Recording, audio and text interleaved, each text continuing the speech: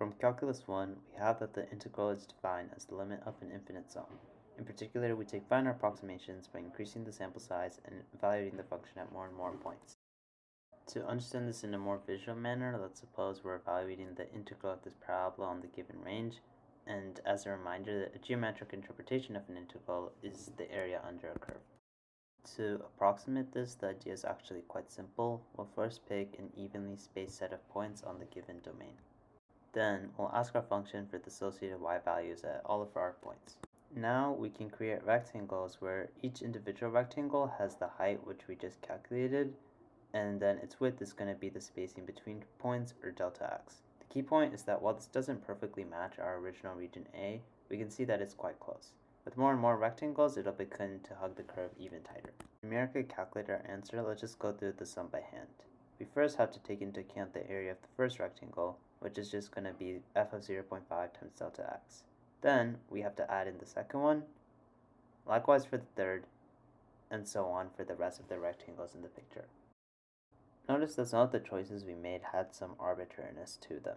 In particular, look at how the height of any given rectangle was determined by the value of the function at its left side, which is emphasized by the gray dots being on the top left vertex.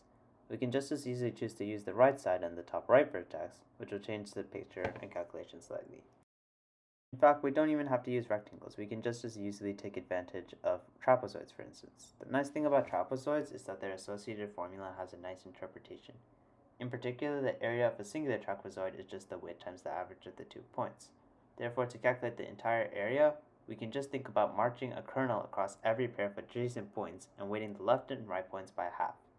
If we do this to every single pair, we get that the internal points have a weightage of 1, whereas the boundary points have a contribution of only 0.5. Generalize this pretty easily to the 2D case, only now our kernel is a square. Once we finish, we can see that the points either have a contribution of 1, 1/2, or a quarter, denoted in blue, orange, or red, respectively. In some sense, the resultant picture is a measure of the multiplicity of the boundaryness. The edges are on the boundary, but somehow the corners are even more on the boundary. Domains need not be rectangular. Here's the process when our domain is a donut-like shape.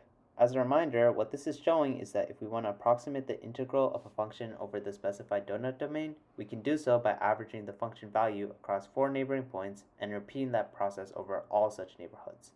The final picture tells us the coefficients for each function value we can actually use to approximate the integral, and once again, it's showing that the boundary is somehow weighted less than the interior region.